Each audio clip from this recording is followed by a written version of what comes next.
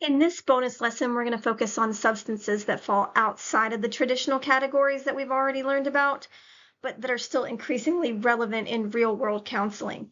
So these include substances like ecstasy or MDMA, synthetic cathinones, often referred to as bath salts, or codeine-based mixtures like lean, and other newer or re-emerging substances that clients may not always really identify as being high risk. And one of the biggest challenges with these substances is that they're often misunderstood and mislabeled and minimized.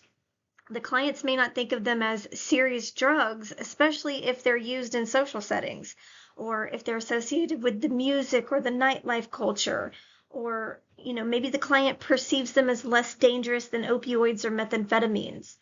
But a lot of these substances carry significant physical and psychological risks, especially when we combine them with other substances or we use them in unpredictable environments. Another challenge is inconsistency, like unregulated or it's not like regulated medicines. A lot of these substances are manufactured or distributed in ways that make their potency and what's contained inside of them a little bit uncertain. And so a client may believe that they're using one substance when they're actually exposed to something much stronger or entirely different. I had one girl come in for a drug screen once, and she tested positive for amphetamines. And she said, I didn't use amphetamines, I used ecstasy. And I said, honey, the ecstasy is either pressed with an amphetamine or methamphetamine or heroin. So one's going to make you go zoom zoom and one's going to make you go night night. All right. So they may not know what they're doing. And as a counselor, your role is to understand the effects and recognize the patterns and ask the right questions. So this lesson is going to help you identify these substances and understand their pharmacology at a practical level and recognize the risks that matter the most in clinical work. And these substances matter because they're often underreported or misunderstood. Our clients may not disclose them unless you ask them directly, especially if they don't consider them to be real drugs. So, like, for example, somebody might report no substance use, but they're regularly using lean or nitrous oxide. And simply because they don't categorize these behaviors the same way, they may not report them. And minimization is a major issue. Substances like ecstasy may be viewed as party drugs rather than high-risk substances. Lean can be seen as just cough syrup mixed with soda, and bath salts may not even be recognized by name. So that creates gaps in assessments that can lead to missed risk. And another important factor is variability, because a lot of these substances aren't really consistent in their composition. So what's sold as ecstasy may contain multiple other drugs, like stimulants or even synthetic opioids. And this unpredictability increases the person's risk significantly because maybe the client didn't know that it was mixed with an opioid and they drank alcohol with it, and now they're overdosing. So these substances are really common among the younger population, and that makes it really important for counselors working with adolescents and young adults. Because understanding these is going to help you stay relevant and accurate in your assessment and also in your education. I want to kind of jump right in here to MDMA. This is commonly referred to as ecstasy or Molly. This is a substance that has both stimulant and mild hallucinogenic properties, and it's primarily affecting the serotonin, but it can increase the dopamine and the norepinephrine. And this combination is creating a really unique experience because it's increasing the person's energy, their emotional openness, and their sense of connection to other people. And people who take it, they usually describe MDMA as making them feel more empathetic and more social and more emotionally connected. And that's what is part of what makes it so appealing, especially in the social and party environment. It's known as a party drug.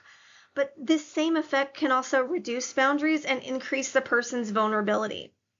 And one of the most important risks with MDMA is that it's often adulterated, meaning that it may contain other substances. So they believe that they're taking MDMA when they're actually exposed to stimulants or synthetic drugs or other unknown compounds, and that significantly increases the unpredictability and the risk. So MDMA is also going to affect the serotonin levels in a way that can lead to a crash afterward, including low mood, irritability, and depression. And that's really concerning for clients with underlying mental health conditions. And these symptoms of depression and irritability and low mood can last for up to a week after they've taken the drug. So from a counseling perspective, it's really important to assess not just use, but context. Is it used occasionally in social settings, or is it becoming more frequent? Are there negative after effects? Are there substances being used at the same time? These details are going to help you understand the full picture. And another thing that I want to add in here, going back to the party settings, a lot of clubs have seen people having heat strokes or dying in the nightclub because of people taking the MDMA. They're not drinking water, they're not eating, and they're dancing all night, and they're sweating, and they're becoming dehydrated. And so what we see frequently is dehydration and heat strokes from people taking MDMA. And some nightclubs have cool down rooms where it's extra cool. They have a fan in there to cool the person down. They give them water so that they're not passing away when they're in the nightclub. So, as I just stated, MDMA carries several really important risks that are often overlooked, and one of the most well-known is dehydration and overheating, especially in environments like clubs or festivals where people are dancing for long periods of time without that adequate hydration. And that can lead to serious medical complications. And another issue is serotonin depletion. After the drug wears off, the brain may have reduced serotonin availability, and that leads to a noticeable drop in mood.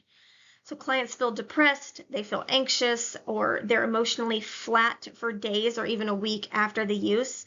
And this is sometimes referred to as the midweek crash. And there's also a risk of serotonin syndrome, especially if MDMA is combined with other substances that affect serotonin, like antidepressants. And it is potentially dangerous, and it's a condition that can involve confusion, agitation, rapid heart rate, and other serious symptoms. And we know that MDMA increases emotional openness and reduces inhibition, and that can lead to risky decisions, including unsafe sexual behavior or trusting unfamiliar people. It's not always a risk that's identified by the clients, though.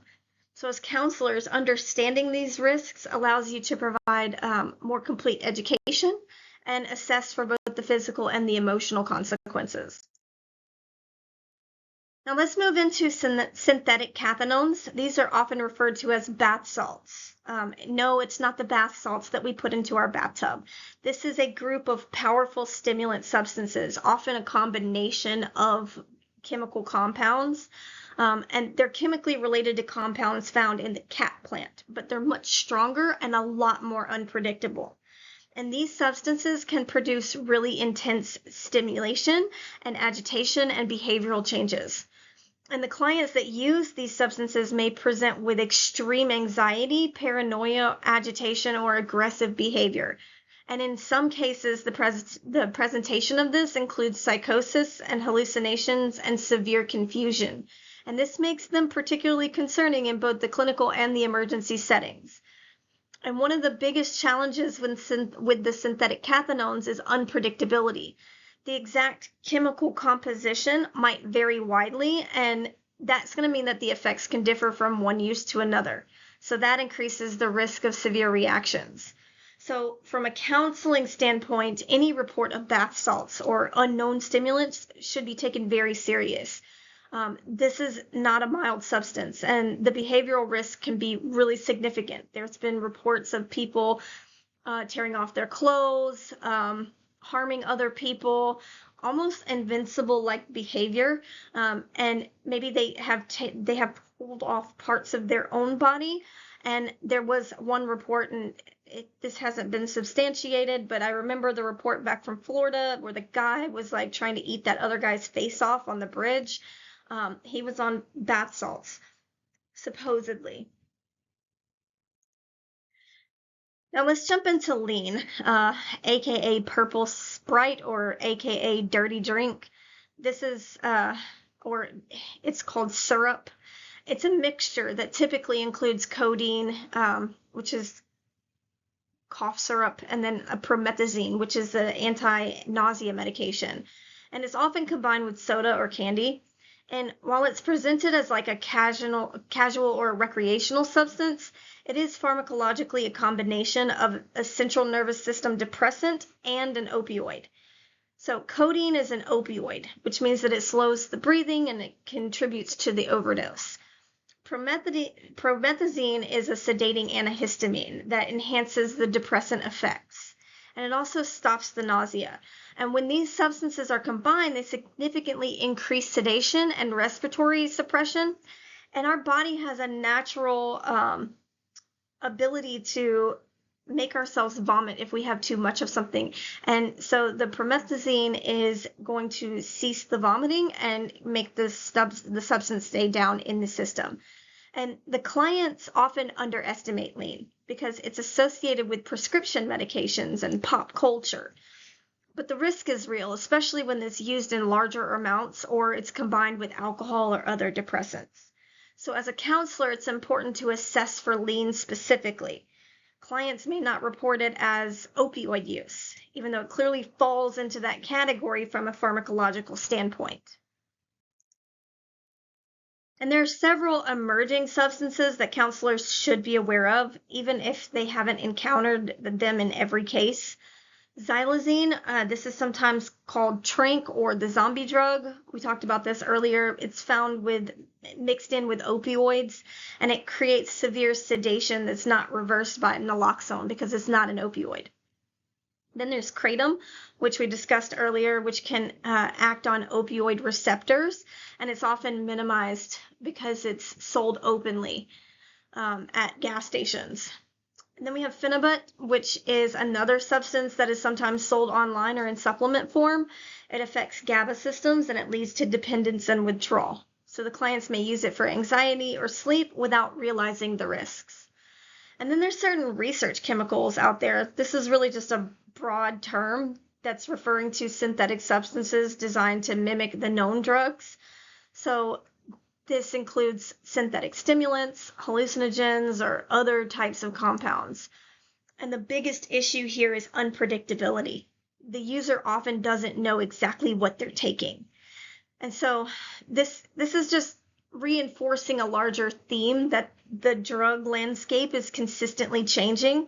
So as a counselor, you don't need to know every substance in detail, but you do need to be able to recognize patterns and stay curious in your assessments. And when we're working with these substances, certain red flags should increase your level of concern. And so if a client reports using something but can't really identify it clearly, that's a risk factor. Unknown substances are more likely to be unpredictable and dangerous. Even extreme reactions like severe agitation or confusion or sedation, we need to take those seriously because mixing substances is increasing the risk significantly, especially when we combine a stimulant or depressant or unknown compounds. Rapid or dramatic changes in behavior may indicate exposure to a substance with maybe stronger or different effects than expected. And so these types of patterns should guide your assessment and what your response is going to be. So the key takeaway from this mini lesson is that these substances are often underestimated and can carry a very significant risk. Unpredictability is one of the biggest concerns, especially with the synthetic or the mixed substances. And so your role as a counselor is to ask the specific questions, assess patterns, and provide accurate education, because these substances may not always look like traditional drug use, but they're clinically relevant and they should be treated as such.